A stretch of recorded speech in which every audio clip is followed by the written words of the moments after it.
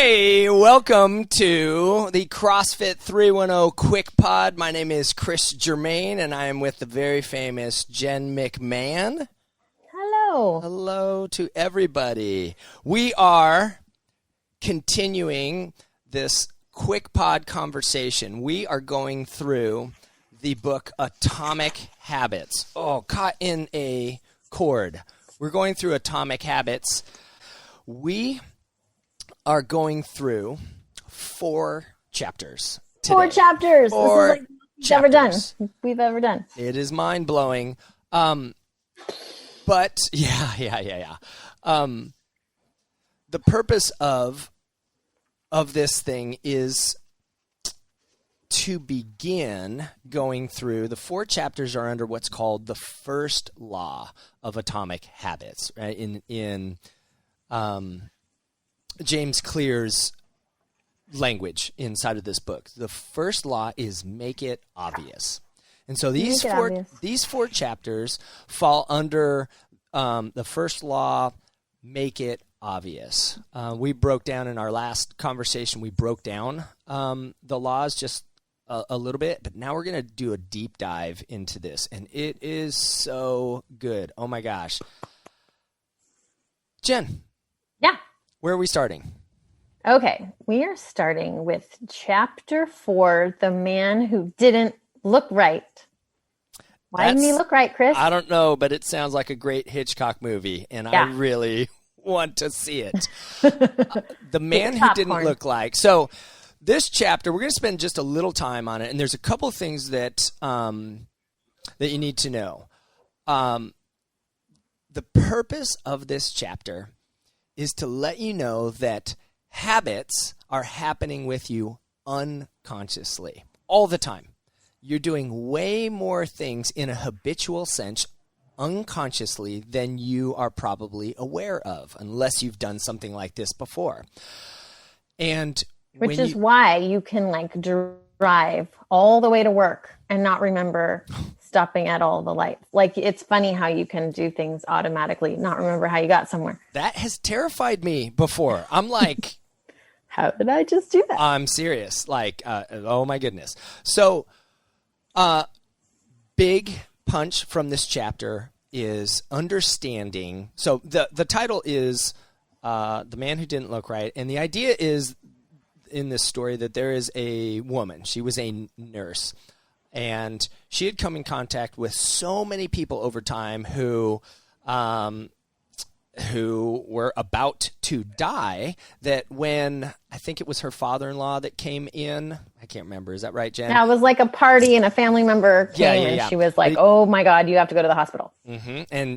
And he felt fine, at least in that moment. But she insisted. He goes to the hospital, and he is at death's door. He did not even realize it. But the idea is that she was able to recognize it because she had seen it so many times. He's walking around unconsciously, habitually, and does not understand what he's doing. But her familiarity with this, even though she couldn't tell exactly why, but she knew. And then there's a couple of other examples. So the idea behind this is also you've heard that bank tellers will be able to identify a fake $100 bill or something. It's because they have the real thing in their hands all day. So something is off with this, and they're remarkably accurate with that. Jen, is there another example? Probably. Did I say one earlier that I can't think of? I'm so sorry. That's how I put people on the spot. I know. There's an example of a hairdresser inside of there. Oh, yeah, who could tell if someone's pregnant. Yeah, or he's heard of stories of hairdressers that the hair feels different, and so the hairdresser's like, I think you're pregnant. And that's familiarity. That's an unconscious thing.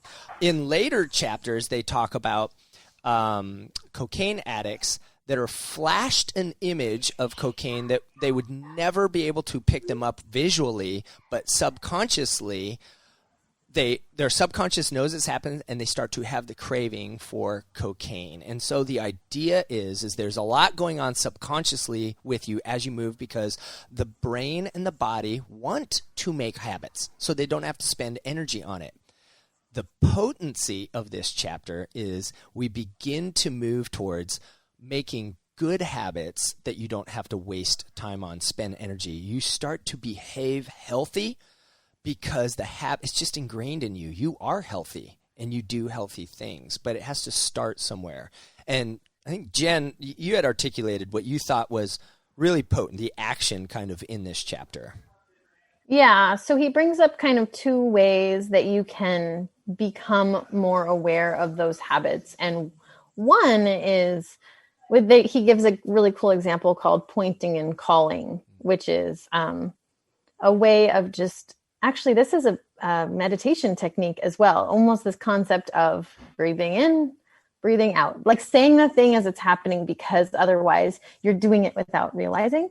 So the whole idea behind that in meditation is becoming mindful of what you're doing as you're doing it. And the same is true with the habits. And the idea is in the long term, not to necessarily be aware of it at all times, because that is taxing on you, but that you want to try to be aware of the habits that you're doing right now unconsciously, so that you can start to have a little more control over them. So just being aware, okay, I'm grabbing my phone. Okay, I said that out loud because I didn't realize how often I was grabbing my phone. Or, you're scrolling through Facebook and 20 minutes has gone by. You didn't even realize you were doing it. So that's one way to sort of start being aware of some of the things that you're doing automatically. Another, and these kind of go hand in hand, but one is what he calls the habit scorecard, is to start listing out some of the things that you do repeatedly. So that, and he gives an example in the book of okay, wake up, turn off my alarm, check my phone, go to the bathroom, weigh myself. And he starts to have an idea of how he starts his day off. So if you can start listing some of those things, you can start to realize, what are the ones I want to hang on to?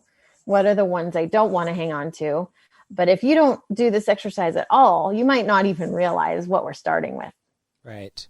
So big takeaway from this chapter as far as moving forward, start making a habits list. Yeah. And just to identify what's something that I do every day, all the time.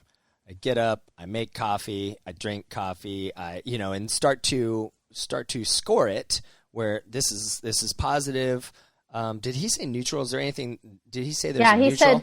He said positive, negative, or neutral. And he even kind of identifies that language is not exactly accurate, because he's like, funny how habits aren't necessarily positive and negative. They're just they're helping you get where you want to go, or they are not. So in other words, he gives the example of eating a bagel with peanut butter might be a great habit for someone who's trying to bulk up and gain some weight, but it might be a bad habit for somebody who's trying to eat more vegetables, right? So, or lose weight or something like that. Right. So the same habit can only be good or bad depending on your goals. So but a neutral habit might be something that doesn't have a whole lot of weight to it one way or the other. He gives an example of hanging up your towel after you take a shower. I mean, I guess that's a good habit because you want your towel to be dry next time you do it. But in terms of getting him toward his goal, it's neutral. Yeah. Okay. Great. Let's segue to the next chapter. The next chapter is the best way to start a new habit. And what we're largely going to be talking about inside of here is two things. One is he refers to it in the technical term. It's called implementation intention, which Jen, what is implementation intention? It's making a plan. It is. Yep. It is. Like you always have me say, when we're having our meetings, okay, when are we going to do this thing? What's the responsibility? So when this is one of my favorite things to do with clients. And it's also one of my biggest pet peeves coming out of a meeting is if you've ever gone to a meeting and you talk for an hour about something really awesome, but at the end, everyone walks away with zero plan, because then what happens? Nothing gets done. Nothing, you have to keep the ball rolling. So the idea is you got to start somewhere. And usually it's just a matter of putting something on. the calendar or on your list of things you have to do. Yeah. So time and place is a big deal for implementation intention. Because even if like sometimes in meetings we'll be like, okay, you're responsible for this and you're responsible for this and you're responsible for this. But if there is not a due date, then they just go right into the wind. Yeah. I used this one today with a client, and it was so great because we got in this really great conversation. She's been really good at making these protein shakes for breakfast because that was one of the goals we talked about last time. This time she was saying she really wants to make more like eggs and veggies in the morning. I was like, great. We even moved topics, and I came back. I was like, oh, come back. What days does it make sense for you to do more of that versus the protein shake? Because the protein shake is easy, right? You can kind of get up and do that really quickly. I'm like, so which days does it make sense in your life to cook? And so we were able to come up with that plan. And obviously the place is her kitchen. So, I felt like we could move forward once she knew what days she was going to do that. That is perfect. The second thing inside of here that like as soon as you understand that you need a time and place, I really like how he writes out this chapter because he gets an idea and then he goes to something that will make that idea a little better and then something that will make that idea a little better. Yeah. And it's great. The next thing that he does with the idea of implementing intention is what? Habit stacking. Yeah, you love habit stacking, and this is like I feel like I'm supposed to just let you go. Let this girl do it. She's so good at talking about this, and so I could geek out on habit stacking. What a weird thing to talk about all the time, but I do. Well, what you're really geeking out on is helping people change their lives. That's why I want you around all the time. I like the way you say it better. Habit stacking. It's helped me in my own life. It actually, I think, has become a habit of mine to help people figure out where something goes. So the concept behind it is sort of stacking like objects together in your life so that you'll do them. So for example, you take a habit that you want to attain and you attach it to a habit you already have. So if you are really religious about brushing your teeth, but need to get better at flossing, like it would be easy to somehow link those two together because they're done at the same time in the same location. That's one really kind of obvious one. When my kids were a little bit younger and they started going off to school, I had the hardest time getting them to brush their teeth in the morning. And you think it was because the morning just felt like a whirlwind. And so we started stacking it with another thing they were already doing. Go get dressed for school and brush your teeth. So I stacked those two together so they wouldn't forget brushing their teeth because they already had to go get dressed. It can happen in your own life. Oh, one of my favorites to tell people is if you're already making time to go to the grocery store, take that time when you empty the groceries to prep meals for the week. Like one of the best is like if you get heads of lettuce or certain types of veggies, they have a way of if they go straight into the fridge, like just rotting until you toss them, right? So that's when you pull lettuce apart, put it in its separate containers, and then it's good for longer. And a salad is more appealing when the lettuce is already ready for you. So that is a stackable thing. Do it before you even put it in the fridge. It's another 10 minutes maybe of your time, but then you've now stacked that and it's ready for you. Yep. More examples? There's, and we could even read through some of the things that he has inside of here. Like I like some of his habit stacking stuff, and not all of them are like similar either. You're just like, well, I do this every day, so I want another behavior, and so I'm going to attach it to this. And I think that's great. I'm trying to look for where is a couple of lists that he has. Mm-hmm. He says, these, for meditation, I pour my cup of coffee each morning. I will meditate for 1 minute, when he does that in the morning, so he says very specifically after, because for him being vague was tough. Like, he's like, oh, when I go to lunch, I'm going to do push-ups or something like that. And he needed a more specific thing. As soon as I close my computer, I do a set of push-ups. And the reason why is because of the cue. That's what he talks about in this chapter, is about the cue being the thing that leads the habit. That's exactly right. So the cue, exercise is another one. After I take off my work shoes, I will immediately change into my workout shoes, which is great. Tawny wanted to be getting out and walking more. And in the morning, she's like, if I just get my shoes on, I'm going to go. But if she saw that if she didn't do that, she may want to hang out longer with a cup of coffee and then all of a sudden the day jumps on her, or more kids jump on her. I don't know. Marriage. After I get into bed at night, I will give my partner a kiss. Oh, I should suggest that to Tony. Safety. After I put on my running shoes, I will text a friend or family member where I am running or how long it will take. So just, you got a behavior, and those are some ideas on what stacking could look like. What else, Jen? He even has a little formula. After I current habit, I will new habit. That's true. After I current habit, I will new habit. Did you see how I already forgot it and I had to check? You had to reread it. After Why he writes it down. Okay.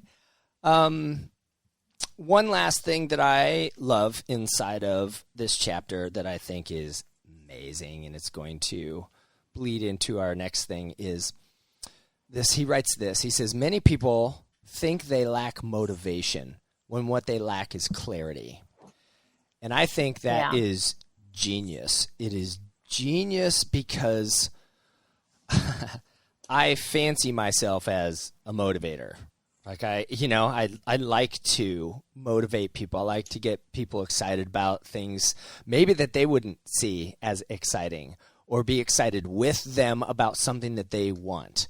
So I do like that. There's a place for that, but it is not the thing. The motivation does not change people's lives. And a lot of times they're like, oh, I just need to get motivated. And what this is saying is they just don't have the right map. They don't know how to get there clear enough. So they need clarity on how to do that. And if they have clarity on how to walk to the place, it's going to be better than the motivation to get up and find the clarity and go to the place. I think. Did I say that? Did I say that right? Yeah, I think so. I learned this same methodology in a different way years ago. And the way it kind of stuck with me was that there's this, a lot of people out there love to-do lists. Do you like to-do lists? Do you like to write down all the things you have to do? This one guy I learned from years ago said, like, to-do lists are great. They're kind of a way to brainstorm all the stuff you have to get done. But unfortunately, they don't really live anywhere in time and space. So if you take all the 5 things you have to get done in the next hour, and you decide how and when you're going to do them, then they're more likely to happen. I guess the next hour is not the best example, but more or less the next week. So if we come out of a meeting and we each have things to do, I'm more likely to get mine done if I say Tuesday at 12 o'clock, I have time for that. And that's when I'm going to do this thing I said. But if I just put it on my list, it doesn't really exist in my life except for on this piece of paper. Then I think that's where the motivation meets the planning, right? Yep, absolutely. That is something that I'm always trying to get done. I've got this bullet journal. I've got lists. I've got it is so good for me, but I know it can be better because I don't have the habit of checking back in on the calendar or stacked with another habit. There you go, people. That's Coach Chris's confession with his great journal. Yeah, it's important. It's something that I need, and I know that I will get more done and get to do more of the things that I want to do because of a simple time and place where I just look at it, and then go from there. Nice. Is moving on to chapter 6 appropriate right now? Let's do it. Sweet. Actually, time and space, I think, is the perfect segue to chapter 6. Sweet. Chapter 6 is called Motivation is Overrated. Environment often matters most. More. Yeah. But whatever. Who's checking?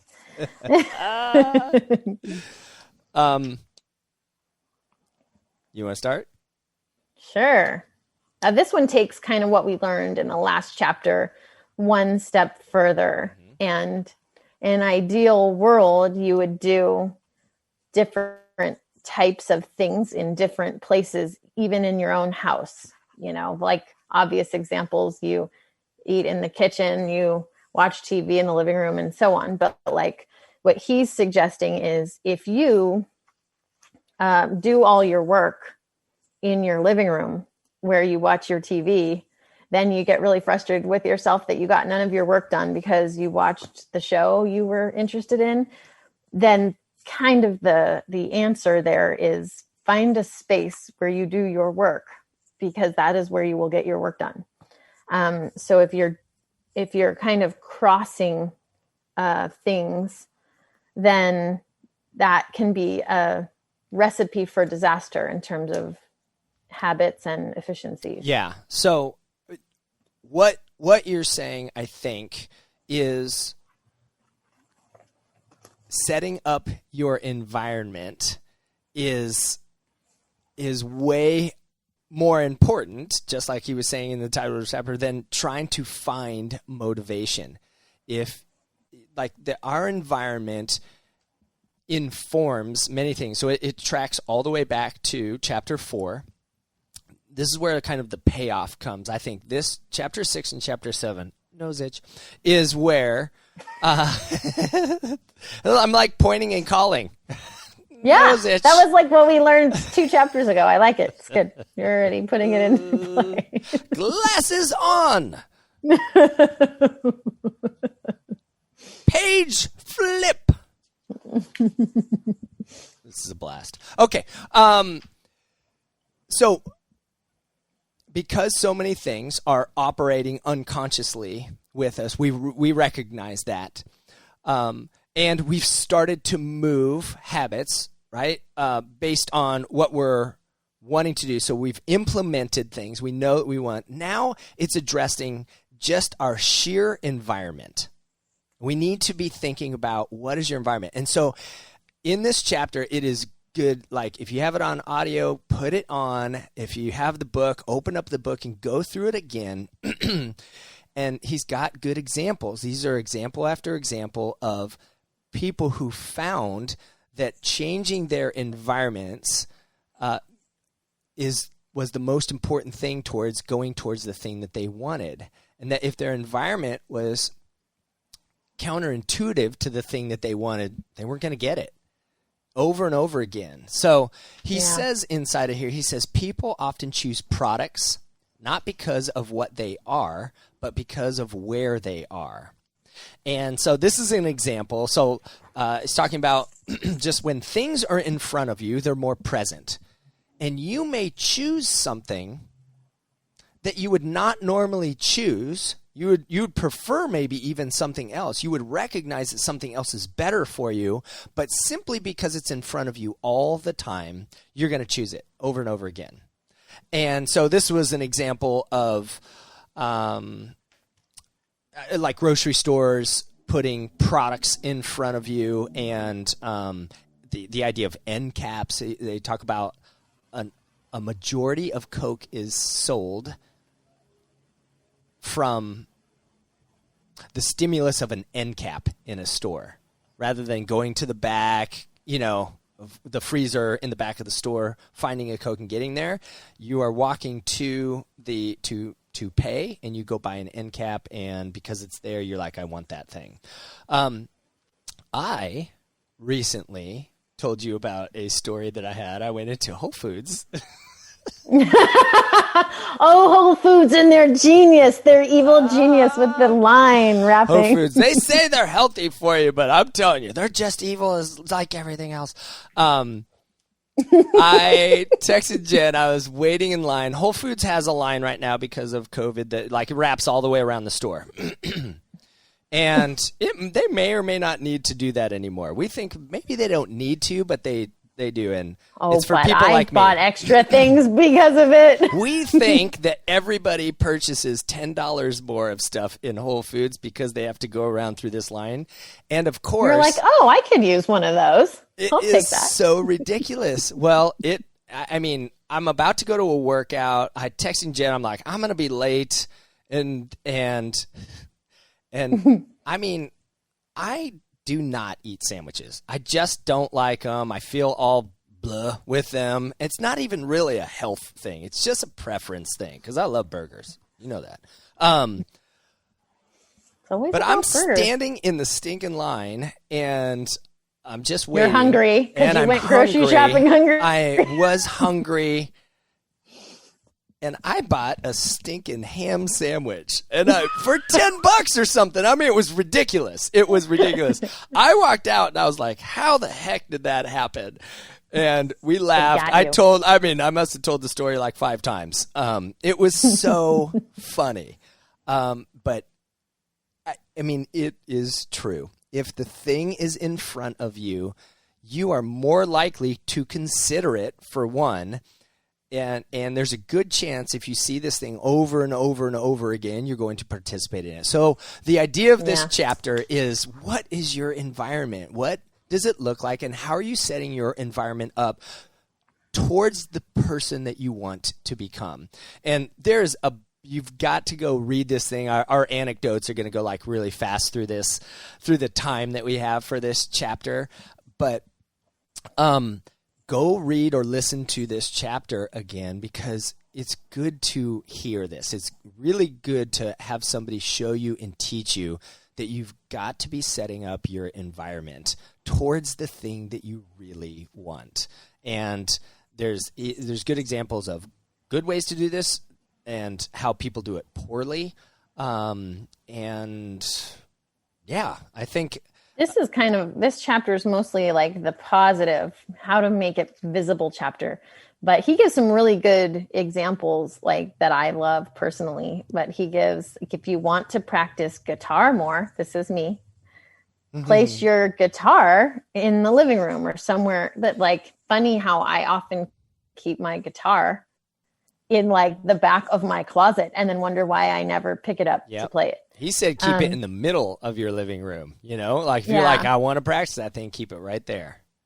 That's right. Yeah. And then he uses an example. This is a conversation I have with a lot of people, and I have to have it with myself more, is if you want to drink more water, fill up more water bottles and place them where you'll be, which is so true. Isn't that funny? I'll just kind of grab a drink more often. I've never tried that. I usually I have one thing, right? And I'm carrying it around with me, but I forgot you said that. That is, or maybe he said that and you said that, whatever. But I need to try that because hydration is not my superpower. I do tell people, though, to find the bottle, cup, jar, whatever the thing is that looks appealing, and then fill that up with water, because some people need to see their water for some reason. They just prefer to have a clear glass. Some people like to have it in a hydro flask. Like, find the one that works for you and fill that one up. Yeah. And I will say, like, this is environment. So another like Chris Germain environment situation is, I like to read, write, study, in my house. And it just helps me. It just makes it more attractive if right in the immediate area, not the whole house, but in the immediate area, it's straightened. There's just something, there's like a calm and a peace that comes over me, and I think more clearly. I just feel more free. I feel more relaxed. My kids are laughing hysterically now because I'm listening to a lot of jazz music. It's just in the back. Decker comes out and he goes, "You listen to a lot of jazz music right now," but it's just in the background. And so I set this environment up. Like I set the couch that we sit on to do other things, but it looks different. There's a light that goes on when I'm reading and writing and going, like doing my thing. It looks different inside of there. And it helps me a lot. And so that is a cue for me. And I've stumbled onto it so many times and had such a great experience that now I set that environment up. I'm usually doing things actively so that I can then go into this tiny little environment and have like the experience that I want to have. And I think that's part, or a big part of what he is talking about. There's another equation inside of here that is from Kurt Lewis, I think. It's a behavior equation. Behavior is a function of the person in their environment, or B equals F times PE. Behavior. So look at the behaviors that you want and set your environment up so that it's conducive for that thing. We're about to move into chapter 7. Do you have anything else in 6 that you'd like to hammer home? No, in fact, I think the cool thing is that 6 and 7 are kind of like the inverse, right, of each other. So it's an easy segue into 7. Is if 6 is about making things visible, chapter 7 is sort of about making things invisible. Yeah. Ooh. Nice. And that's exactly right. And I feel like when you say that, that's exactly what he's doing. But he's taking this idea and he's saying, look at it from this way, and then we're trying to understand the principle here. And to look at the principle in multiple different directions gives us a potency to the idea itself. And we can traverse both forwards and backwards in it. It's not just one thing. It's a 3D type of image that we get to handle more readily. And so I really like that you said that. That is true. Well, why don't you introduce chapter 7? What is chapter 7? It was huge for me to read, and I identify greatly with it. But what is chapter 7? It's called The Secret to Self-Control. And kind of the concept here, or at least one way of looking at it, is if chapter 6 was about gaining a new habit, chapter 7 is a little bit about losing an old habit or getting rid of something you don't really want to be doing. And he uses the word self-control, which is something I talk to people a lot about.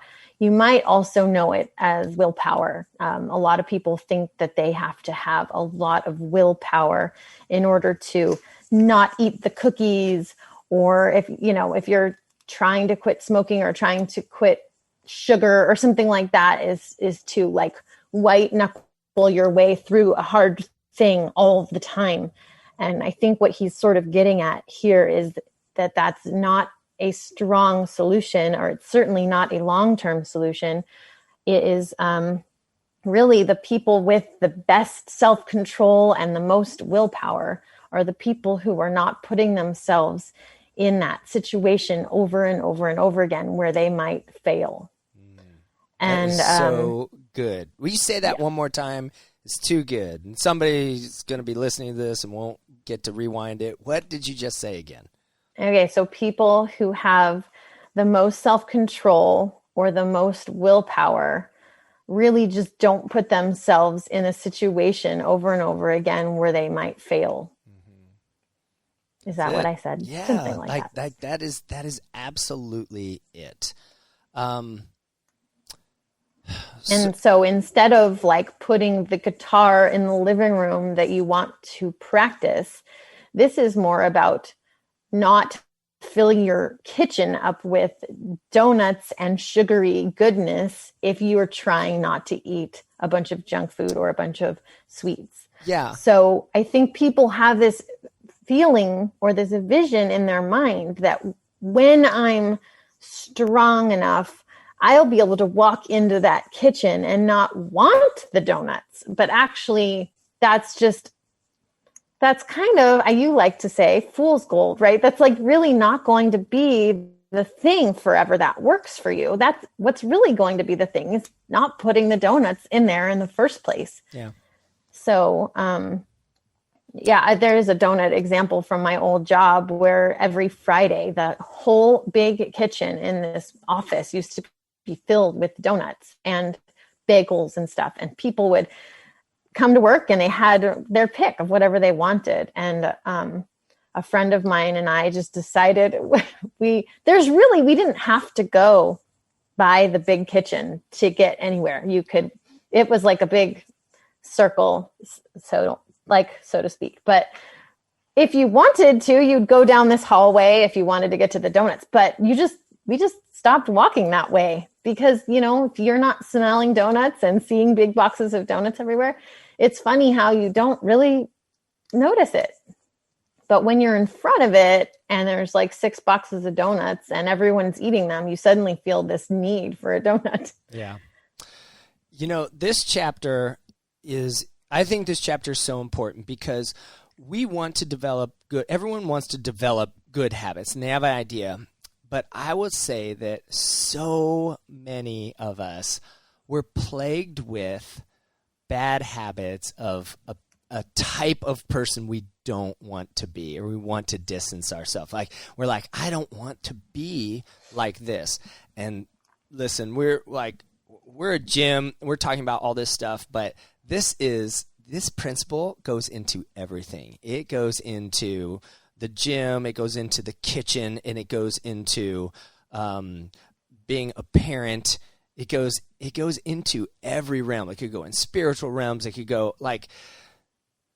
we are plagued with things like we only have a certain amount of time, and a bad habit or tendency takes up time and energy in our life, and sometimes it smushes out the good habits, or we're so consumed with that we can't even think about getting these other things in. And so I've mentioned before briefly inside of here, and some people know that I have a recovery background, and I won't go into anything big inside of this, but this chapter is how I have seen incredible behavior changes. And it is about looking far enough back. There's a thing that you keep doing that you do not like and needs to stop. And what we talk about constantly is going far enough back to figure out what is the first cue or trigger, as we call it. What's the first cue that when you feel, see, sense that thing, you take a right turn. But when you take a right turn, then you go here, then you go here, then you go here, and you end up in this environment doing this thing. And if you can go far enough back and identify when's the first moment that you take that right turn, and when you know what it is, and you're like, this is when I need to take a left turn. Like, lives are changed. Lives are absolutely changed. I personally have seen behaviors change that are just radical. I didn't think that some of them were going to change. And I love to talk about this specific thing. And I'll say at the beginning of this thing, they have this really potent thing. I'm trying to figure out if I'm going to call the title of this, like when we release it on YouTube, if it's going to say how to stop using heroin. Because there's an example at the beginning of the chapter. And by the way, like, my recovery wasn't chemical. It wasn't anything, it wasn't substance based. But it's so everyone knows the danger of heroin, and they did this big study in Vietnam, and so many men in Vietnam, I guess women, but they spoke about men, got addicted to heroin, and it was easy to come by, and they're in traumatic situations. And he said 9 out of 10 of them, when they were just taken out of Vietnam and went home, and they couldn't get it in the same way, weren't in the same stressful situation, and weren't with the same people who they were doing it with, they stopped. And that is counterintuitive to what we would think and know. And he starts off this chapter with that. And that is kind of that's the encasement of this chapter. Self-control has so much to do with environment, has so much to do with where we put ourselves and how we make the choices and what we're around always. It blew me away, and I identified with it. Yeah, it's a really good example. I felt like, is there something else that you wanted to point out inside of this we may have missed? I mean, this is an example I think we talked about in the last one we did, but I just bring it up because I feel like everyone has an example of this. And this is a nutrition one, but you could put it in any situation like you were saying. But, that I had this client who really liked ice cream a lot and really didn't want to be eating ice cream very often, but noticed that she craved it like every night. And so we just, instead of, I never take ice cream out of somebody's diet. If that she loves ice cream, that's great. But what we did do is we stopped putting it on our shopping list. So in other words, at the store, it's kind of easier to not buy the ice cream than it is after dinner when you want it and it's in your freezer. Yeah. So what we decided to do is we kind of, made it invisible. We took it out of her environment. Then if she really wanted ice cream bad enough, she would go get it. She just didn't necessarily keep it around all the time. And then it was part of a habitual thing that she would do every night versus just something she'd do every so often with her husband for a treat. Right. And if the craving is that big that you're going to go, it's the opposite of the end cap idea. Like you really going to want to go do it. I remember Tawny telling me about this some social media influencer, diet lady, nutrition. I ran out of my descriptive Say 5 points. more words about this person. So anyway, she said she will say no. She practices saying no to a craving. But if she has a craving for 3 days straight, she's like, I'll just go get it. I just go get it and move on. And my assumption is that it's not 24 hours a day that she was feeling. It's just kept coming up, right? It was heroin, by the way, that she was talking about. If I have a heroin craving for 3 days in a row, you better believe it. Just go get some. I shouldn't make light of a heroin addiction. Oh, that's what we're doing. Okay. So.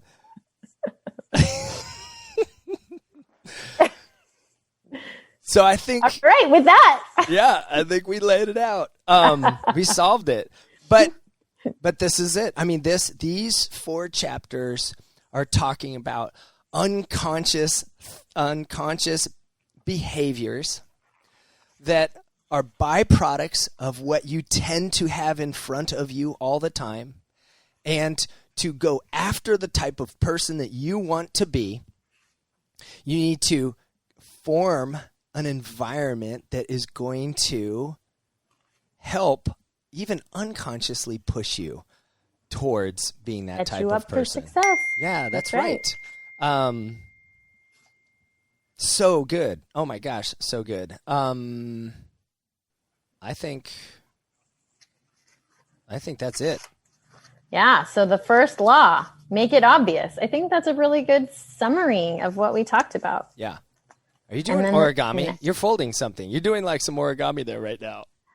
I was just like folding a piece of paper over my chapters so that I could summarize Nice. the first law. I wish make so it much you would have obvious, been like, it's a pterodactyl. and then I could tease the next one. Good. Oh, yeah. What's the next one? The second law, make it attractive. Yeah, which is, and again, the idea, he's doing a really good job of writing this because we understand the idea of what we need now to make it, to ensure, if we just write down a time and a date, it does something. But then if you set up your environment that makes it more conducive, great. And now he's going to lay out in this next thing how to make it that you want that thing. And that's when that's when even bigger things happen. So sweet. Okay, Coach Jen. So we'll meet here next time on that day, and we'll talk about the next thing. Nice. Very good. I'm pretending like I'm frozen. This Zoom call just got frozen. That's it. Hey, thank you people for watching up until this very end point. I'm losing it all. I'm damn tired. Congrats. You made it. You did. Thank you guys. Keep reading and engage us in conversation because this is worth it. This conversation should not just be like, that sounds good, and then say, yep, I read that book. Like, we should be spending time inside of this. These are things that we want. We want to become a different type of person. We all have something that we're striving for, and doing this thing together and understanding these things together is way more potent than on our own and forgotten. Indeed. All right. Indeed. Thanks, Coach Jen, again. Thank you. Bye. Bye.